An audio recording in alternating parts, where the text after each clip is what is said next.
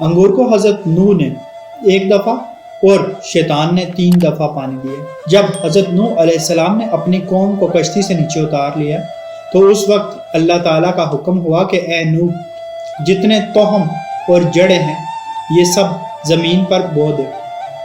چنانچہ حضرت نوح علیہ السلام کو تمام قسم کی جڑیں اور تخم مل گئیں، لیکن انگور کی جڑ نہ ملی۔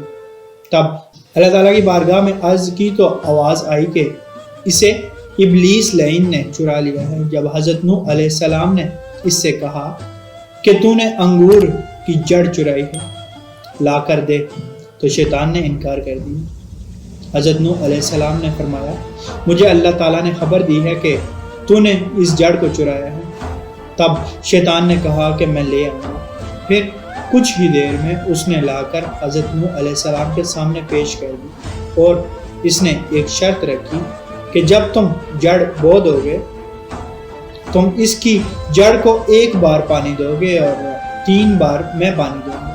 حضرت نوح علیہ السلام نے قبول کر لیا اور پھر انگور کو زمین میں بو دیا گیا۔ چنانچہ حضرت نوح علیہ السلام نے 1 دفعہ پانی دیا اور شیطان نے 3 دفعہ۔ شیطان نے 3 دفعہ یعنی لومڑی، شیر اور سور کو مار کر ان تینوں جانوروں کا خون اس کی جڑ میں دیا۔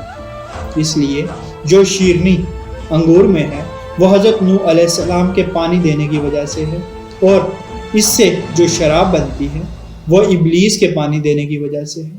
اس واسطے شرابیوں کا مزاج پہلے لومڑی کے مزاج جیسا ہو جاتا ہے، پھر شیر اور آخر میں سور جیسا ہو جاتا ہے، کیونکہ نشے کی حالت میں شرابی کسی کو دیکھتا، سمجھتا اور سنتا سناتا نہیں۔ قصص الانبیاء۔ اللہ پاک سمجھ کی توفیق عطا فرمائے، اللہ پاک حرام چیزوں سے بچنے کی توفیق عطا فرمائے، اللہ پاک آسانیاں حاصل اور تقسیم کرنے کا شرف عطا فرمائے، آمین، جزاک اللہ۔